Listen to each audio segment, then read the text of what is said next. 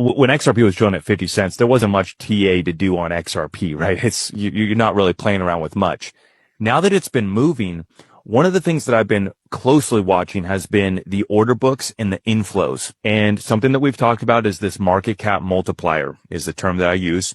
And basically what we've observed is the market cap multiplier on XRP is anywhere from 50 to 200x on the way up. And I've seen it contracted even more dramatic on the way down, where the multiplier has been 500 or 900x. And what that means is if $1 billion is coming into XRP through the order books, that the market cap is going to grow by 50 billion. So it's not a 1-to-1 ratio. And there's been this whole miscommunication, misunderstanding really of how this works, because people are locked into that traditional mindset of market cap to value stocks versus trying to value this technology and this network, and understanding that these assets are actually much more illiquid than the stock market is.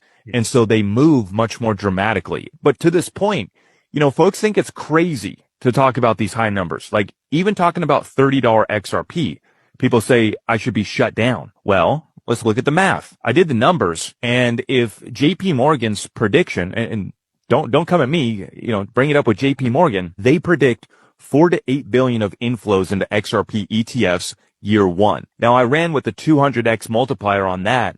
It brings us to a market cap growth of 1.7 trillion. That's trillion with a T. And if XRP is at a market cap of a couple hundred billion at the time, you're running up towards a 2 trillion market cap. It's a $30 XRP.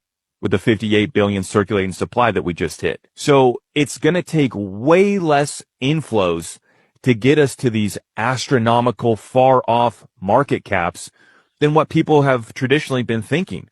When I started to go through this exercise and follow these numbers, I got way more bullish because I realized, wow, it's going to be way easier to get to these high price targets than I'd previously thought. And so people will call us crazy for talking about $30 XRP, $100 XRP, $1,000 XRP, because they're doing the market cap calculation.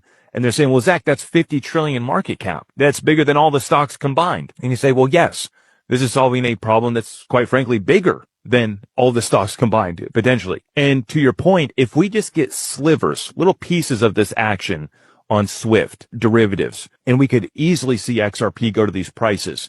You combine that with the inflows on the ETFs, etc. It's going to be a lot easier to go to these higher prices than people are thinking.